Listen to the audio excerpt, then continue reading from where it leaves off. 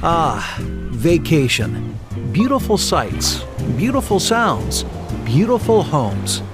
If there's one thing that we all do while we're on vacation, it's dream. How great would it be to own a vacation home in one of the most beautiful places on Earth?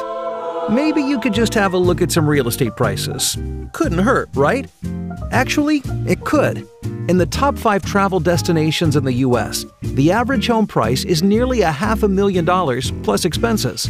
You could spend that money today on a new vacation home. It's what you want, right? But what if instead of buying that home, you invested that money?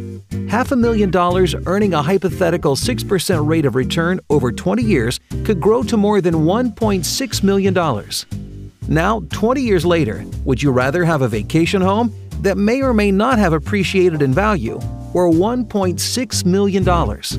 Call us today and we can talk about which choice is right for you, right now and in the future.